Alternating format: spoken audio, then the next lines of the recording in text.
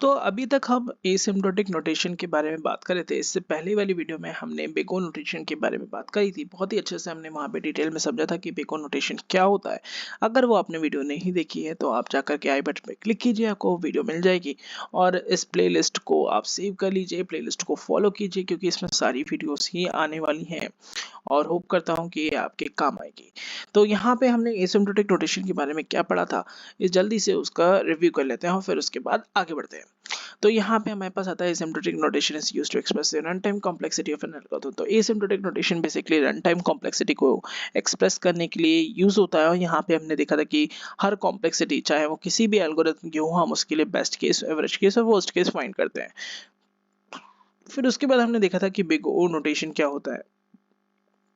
Big O notation algorithm का upper bound represent करता है, एल्गोरिथम रन टाइम का अपर बाउंड को रिप्रेजेंट करता है। एक हमने बढ़िया सी डेफिनेशन देखी थी, मैथमेटिकल डेफिनेशन देखी थी, और ये डेफिनेशन हमेशा ट्रू होती है अगर वो बिग ओ नोटेशन में है तो। नेक्स्ट हमने देखा था यहाँ पे बिग ओ नोटेशन का एग्जाम्पल, और अब हम देखने जा रहे हैं ओमेगा नोटेशन।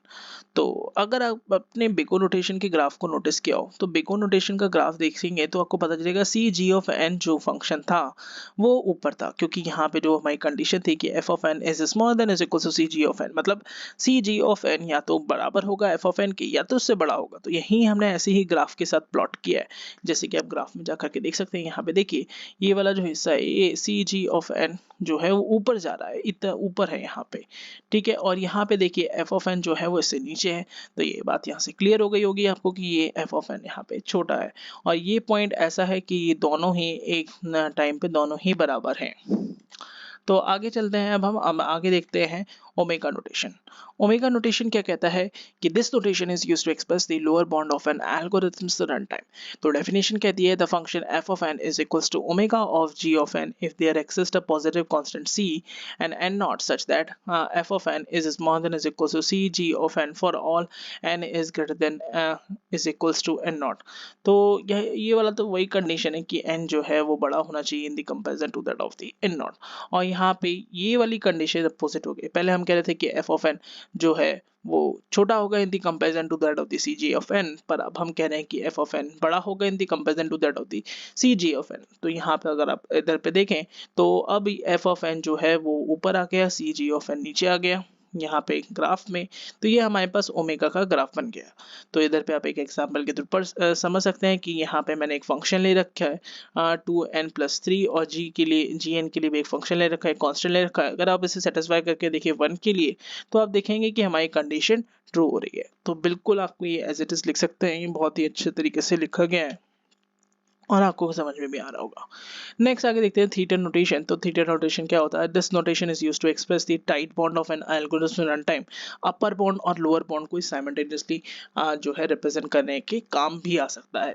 तो यहाँ पे देखिए the function F of N is equal to theta of G of N if there exist a positive constant c1 c2 and n naught such that F C one, यहाँ पे जी of N होगा, ये गलत हो गया है। यहाँ पे C one G of N is smaller than is equals to F of N is smaller than is equals to c2 g of n for all n is greater than is equals to n naught। तो यहाँ पे ये मैंने एक function में satisfy करके दिखाया है। तो इसी तरीके से आप इसको समझ सकते हैं। तो यहाँ पे देखिए कि c2 g of n f of n से बड़ा है, c1 g of n f of n से छोटा है। तो यहाँ पे f of n इन दोनों के बीच में आ रहा है। एक पॉइंट ऐसा आएगा जहाँ पे इन दोनों का इंटरसेक्शन होगा, f of n c1 g of n। ये देखिए इस वाले पॉइंट पे इन दोनों का इंटरसेक्शन हो रहा है, लेकिन ये वाला पॉइंट इससे इंटरसेक्ट नहीं कर रहा है।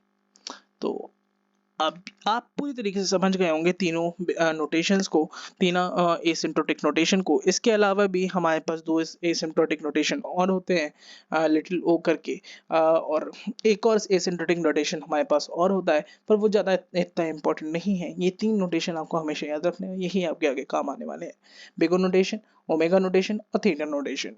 तो आज की वीडियो को बस इतना ही रखते हैं। Thank you.